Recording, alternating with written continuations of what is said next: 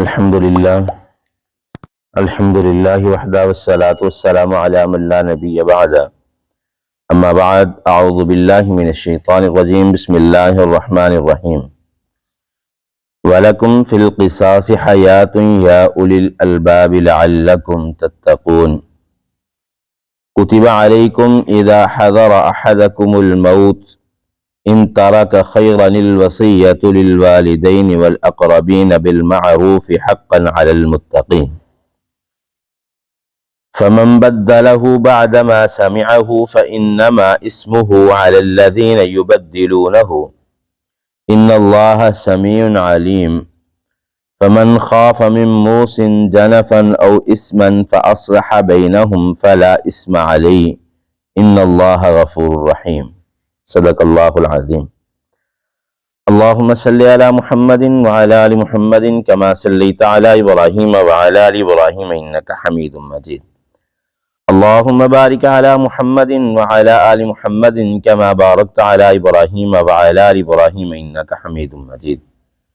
ہر قسم کی حمد و ثنا اللہ وحدہ لا شریک کی ذات کے لیے، کروڑہ درود و سلام امام الانبیاء جناب محمد الرسول اللہ صلی اللہ علیہ وآلہ وسلم کی ذات اقدس پر۔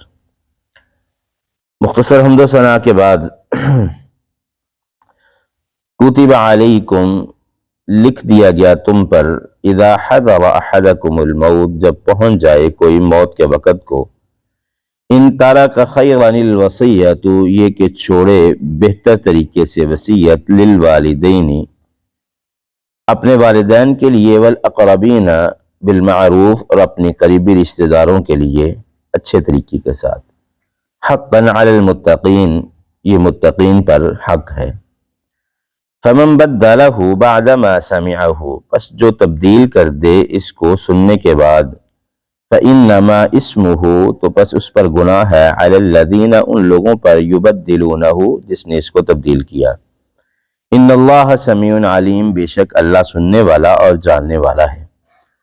فمن خاف پس جو ڈر جائے، من موسن اس وصیت سے، جنفن او اسمن یا طرفداری گناہ ہے، فاصلح پس صلح کرے، بینہم ان کے درمیان، فلا اسم علیہ پر اس پر کوئی گناہ نہیں ہے۔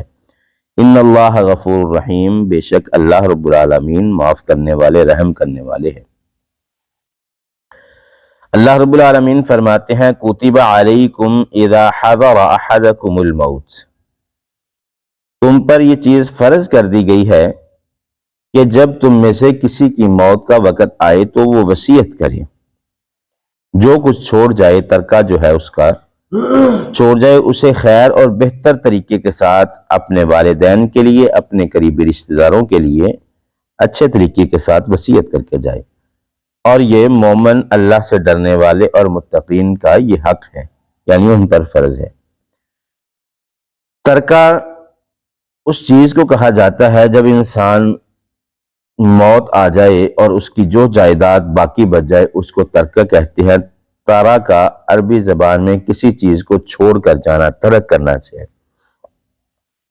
تو انسان جب فوت ہو جاتا ہے تو اس سے قبل اسے وصیت کرنی چاہیے، یہ اللہ کا حکم ہے۔ ہم میں سے بہت سارے لوگ ہیں جو اس عمل سے بالکل بے خبر ہے کہ وہ وصیت نہیں کرتے، حالانکہ اللہ نے الفاظ کیا بیان فرمائے ہیں، کتب علیکم کہ تم پر فرض کر دیا گیا ہے کہ تم اپنی موت سے پہلے اپنے اہل خانہ کے لیے، اپنے والدین کے لیے، اپنے قریبی رشتہ داروں کے لیے اچھے طریقے کے ساتھ جو ہے وہ وصیت کر کے جاؤ، اور پھر جو وصیت کی جائے گی اسے تبدیل نہیں کیا جائے گا۔ اب وصیت کے جو معاملات ہیں بہت زیادہ اس میں علماء کرام کے اختلافات بھی موجود ہیں، بہت سارے مسائل ہیں، لمبے چوڑے مسائل ہیں۔ بہرحال مختصر یہ ہے کہ ہم جو وصیت میں سے اگر اللہ کی راہ میں کچھ دے کر جانا چاہیں اپنے مال میں سے، تو وہ تیسرے حصے سے زیادہ ہم وصیت نہیں کر سکتے، نبی صلی اللہ علیہ وسلم نے منع فرمایا ہے۔ اگر کوئی شخص یہ کہتا ہے کہ میرے مرنے کے بعد میرا فلاں جو جگہ ہے، میری فلاں جائیداد جو ہے وہ ساری فلاں مدرسے کو دی جائے، مسجد کو دے دی جائے، جیسے اکثر لوگ کرتے ہیں، حالانکہ یہ خلاف شریعت ہے۔ اس سے نبی صلی اللہ علیہ وسلم نے منع فرمایا، ایک ثلث سے زیادہ اللہ کے راستے میں اپنے ترکے کی وصیت نہیں کر سکتا۔ جو انسان وصیت چھوڑ کے جاتا ہے سب سے پہلے اس سے اس کا قرض ادا کیا جاتا ہے، پھر اس کے کفن دفن کا اہتمام کیا جاتا ہے، اور باقی جو ترکہ رہ جاتا ہے اسے لوگوں کے اندر تقسیم کیا جاتا ہے۔ لیکن ہمارے معاشرے میں بالکل اس کی الٹ ہے کہ ہم قرض دے نہ دے لیکن وصیت کو اپنے درمیان پہلے تقسیم کر لیتے ہیں۔ بہرحال یہ لمبے مسائل ہیں، لیکن یہ بات کنفرم ہے کہ انسان کو موت سے پہلے اپنی وصیت کو تیار کر کے جانا چاہیے۔ کن لوگوں کے لیے؟ للوالدین والاقربین، اپنے والدین کے لیے اور اپنے قریبیوں کے لیے۔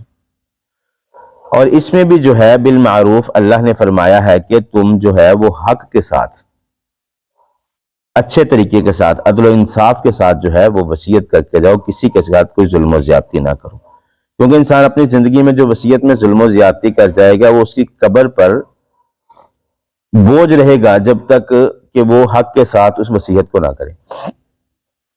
پھر اللہ رب العالمین فرماتے ہیں فَمَن بَدَّلَهُ بَعْدَمَا سَمِعَهُ فَإِنَّمَا اسْمُهُ عَلَى الَّذِينَ يُبَدِّلُونَهُ، جو شخص اس وصیت کو سننے کے بعد تبدیل کر دے تو یہ شخص پر گناہ ہے جس نے وصیت کو تبدیل کیا، باقی لوگوں پر نہیں۔ ان اللہ سمیع علیم، بے شک اللہ تعالیٰ سننے والا اور جاننے والا ہے۔ فمن خاف من موص، اور اللہ فرماتے ہیں جو شخص اس وصیت کے خوف سے ڈر جائے، یعنی اسے یہ اس چیز کا خوف ہو کہ مجھے کم مال دیا گیا ہے، فلاں کو زیادہ دے دیا گیا ہے، تو اللہ رب العالمین فرماتے ہیں یہ گناہ ہے۔ فَأَصْلَحَ بَيْنَهُمْ فَلَا إِثْمَ عَلَيْهِ، اگر ان کے درمیان کوئی اچھے طریقے سے معاملات طے پا جائیں تو زیادہ بہتر ہے، اس پر کوئی گناہ نہیں۔ اگر وصیت کرنے والا، جیسا کہ حضرت نعمان بن بشیر رضی اللہ تعالیٰ عنہ کا واقعہ ہے کہ وہ نبی صلی اللہ علیہ وسلم کے پاس آئے اور کہنے لگے اللہ کے پیغمبر، میں اپنے بیٹے نعمان کو ایک گھوڑا اور ایک غلام تحفے میں دینا چاہتا ہوں۔ تو رسول اللہ صلی اللہ علیہ وسلم نے فرمایا کہ کیا تم اپنی اولاد میں سے ہر کسی کو ایک غلام اور ایک گھوڑا تحفے میں دے رہے ہو؟ کہنے لگے نہیں، اللہ کے پیغمبر صرف نعمان کو دے رہا ہوں۔ تو رسول اللہ نے فرمایا تھا میں کسی ایسے معاملے پر گواہ نہیں بننا چاہتا جو ظلم پر مبنی ہو۔ تو حضرت نعمان کے والد فرمانے لگے حضرت بشیر، اللہ کے پیغمبر، نعمان جو ہے وہ میرا سب سے زیادہ خدمت گزار بیٹا ہے، اس لیے میرا دل چاہا کہ میں اس کو جو ہے وہ اپنی ایک غلام اور ایک گھوڑا دے دوں۔ تو رسول اللہ صلی اللہ علیہ وسلم نے فرمایا اتقوا اللہ اعدلوا فی اولادکم، اللہ سے اپنی اولاد کے معاملے میں ڈر جاؤ۔ انسان اپنی زندگی کے اندر اگر کوئی چیز ترکہ تقسیم کرنا چاہتا ہے تو وہ ترکہ نہیں بلکہ وہ ہبہ ہوگا، تحفہ ہوگا، اور تحفے میں بیٹا اور بیٹی اور بیوی سب برابر حصے دار ہوتے ہیں۔ اگر آپ کے ایک بیٹا اور ایک بیٹی ہے، اگر آپ یہ سوچتے ہیں کہ بیٹے کو آدھا اور بیٹے کو پورا اور بیٹی کو آدھا حصہ دے دوں تو ایسا زندگی میں ممکن نہیں ہے۔ شریعت نے جو قواعد مقرر کر دی ہیں وصیت کے ترکے کے، وہ اسی طریقے سے اس کی موت کے بعد تقسیم ہوگا۔ زندگی میں جتنا آپ اپنے بیٹے کو دیتے ہیں اتنا ہی بیٹی کو دینا ہوگا۔ اگر انسان بیٹے کو پورا حصہ اور بیٹی کو آدھا اپنی زندگی میں دیتا ہے تو وہ عدل و انصاف نہیں کرے گا بلکہ وہ ظلم کرے گا۔ پھر اکثر لوگوں کا یہ ذہن ہوتا ہے کہ ہم نے اپنی بیٹی کے شادی پہ خرچہ کر دیا، اسے جہیز کا سامان لے دیا اور بیٹے کو دکان، کاروبار یا کوئی فیکٹری بنا دی۔ حالانکہ یہ چیز بھی غلط ہے۔ اگر دیکھا جائے کہ جتنا آپ بیٹی کی شادی پر خرچہ کرتے ہیں تقریباً اتنا ہی یا اس سے زیادہ بیٹے کی شادی پر خرچہ کیا جاتا ہے۔ تو یہ بھی کوئی دلیل اور تعویل نہیں ہے کہ ہم اپنی جائیداد سے بیٹی کی شادی پر جہیز دے دیں اور زیادہ خرچہ کر دیں اور بیٹے کے لیے اچھا کاروبار بنا دیں۔ یہ بالکل غلط اور غیر شرعی بات ہے۔ جب آپ زندگی میں کوئی چیز تقسیم کریں گے تو وہ برابری ہوگی اس کے اندر۔ تو اللہ رب العالمین فرماتے ہیں فَمَنْ خَافَ مِن مُوصٍ جَنَفًا أَوْ إِثْمًا فَأَصْلَحَ بَيْنَهُمْ فَلَا إِثْمَ عَلَيْهِ، اگر وصیت کی وجہ سے کوئی خوف ہو اس کے دل میں اور ان کے درمیان کوئی ایسا معاملہ طے پا جائے جو اصلاح پر ہو، کسی کے ساتھ ظلم و زیادتی نہ ہو، تو اس پر کوئی گناہ نہیں۔ ان اللہ غفور الرحیم، بے شک اللہ رب العالمین غفور الرحیم ہے، معاف کرنے والا، رحم کرنے والا ہے۔ دعا ہے اللہ رب العالمین عمل کی توفیق عطا فرمائے۔ وَأَقُولُ قَوْلِي هَذَا أَسْتَغْفِرُ اللَّهَ لِي